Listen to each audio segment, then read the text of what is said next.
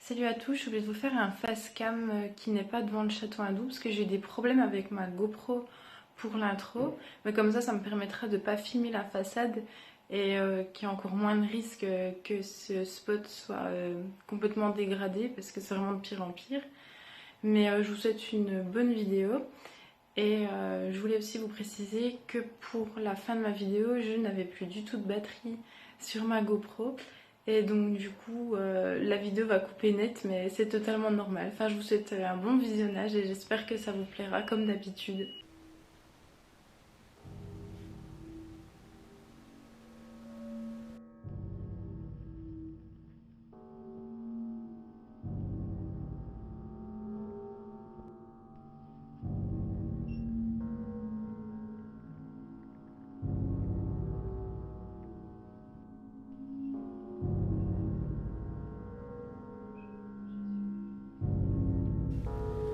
Alors nous voilà dans le hall du château.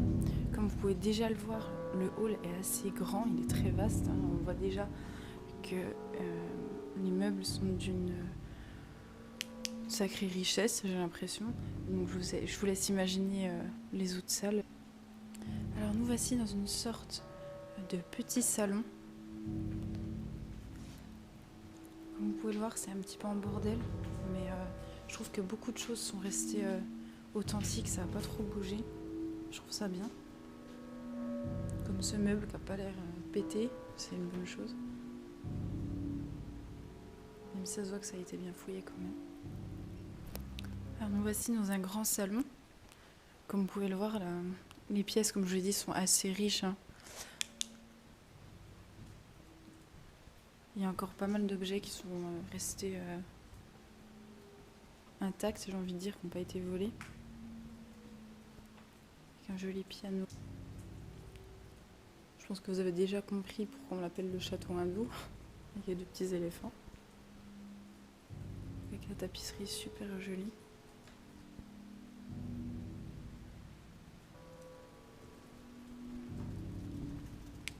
Toujours la petite poupée extrêmement creepy qui n'a absolument pas bougé, et heureusement, parce que si elle avait bougé, ça serait un peu bizarre.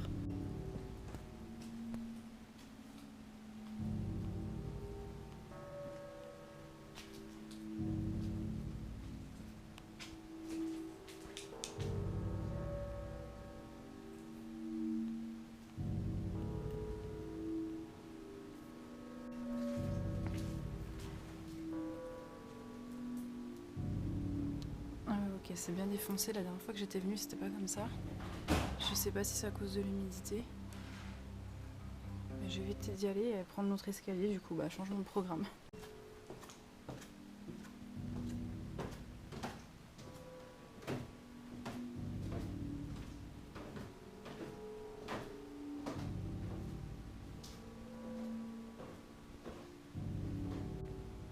Alors, nous voici dans une des chambres du château, qui est en sacré bordel, comme vous voyez.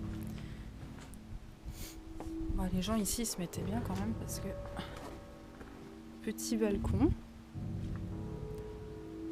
ce qui fait que la vue qu'ils avaient était totalement magnifique.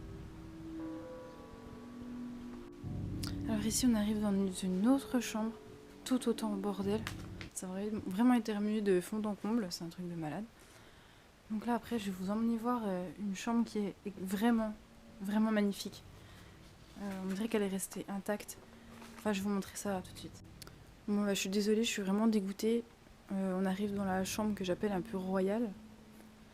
Mais ouais, je suis venue ici il y a un peu plus d'un mois. La cheminée n'était pas explosée à ce point-là. C'était pas remué comme ça. Je pense que ça se voit que c'est un sacré bordel. Comme là, juste en face, une sorte de dressing avec tous les habits. Enfin, tout est en vrac, quoi. Enfin, tout a été remué. Ça me scandalise vraiment. Quand j'étais venue, vraiment, la pièce était intacte. Elle était vraiment magnifique. Et je sais pas, il y a encore des gens, encore une fois, qui ont fait de la merde, comme d'habitude. Et voilà, ça me dégoûte. Bon, sinon, juste à côté de la chambre, il y a une salle de bain. Mon Kermu, moi, elle a toujours été comme ça. Enfin, moi, je l'ai vue comme ça. Avec encore des petites affaires personnelles, comme là, Une petite trousse de toilette féminine. Des médicaments, évidemment.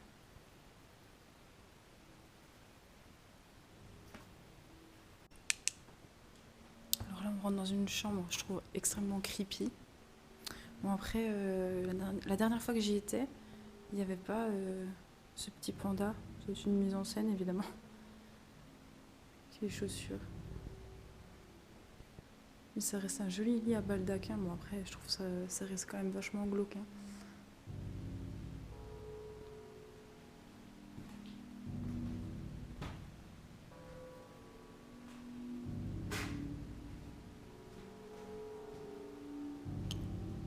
Il a un petit regard un peu malsain quand même. Bon, là, on va continuer. Je vais vous emmener au grenier. J'espère que le grenier, il a pas trop bougé. On va prendre ce magnifique escalier. Je sais pas si vous entendez, mais il pleut à mort. Et ça donne une ambiance vraiment creepy au lieu. Parce que du coup, il fait extrêmement sombre en plus.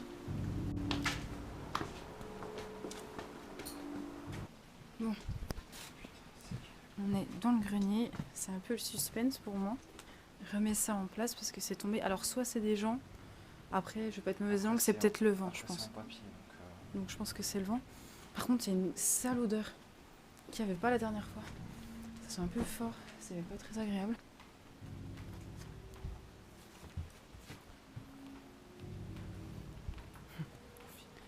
Je fais une petite dédicace à un urbexeur, Lucky Urbex, bonsoir, qui aime beaucoup s'amuser avec les machines à écrire.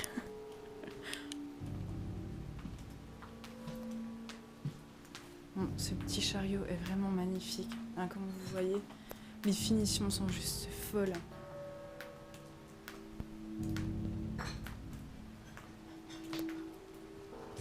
Une deuxième pièce, enfin, qui respire la sérénité. Enfin, c'est splendide. Enfin, je pense que maintenant vous comprenez vraiment pourquoi on l'appelle le château hindou. C'est juste fou tellement c'est joli. Enfin, moi je sais que celui me fascine, enfin, surtout le grenier, parce que c'est rempli de choses, ça se voit qu'ils sont ramenés de leur voyage, parce qu'un coup j'avais vu que c'était un homme et une femme qui vivaient ici, et ça se voyait qu'ils voyageaient énormément, en Chine et en Inde plus particulièrement. Avec tous les masques, j'espère que vous les voyez bien.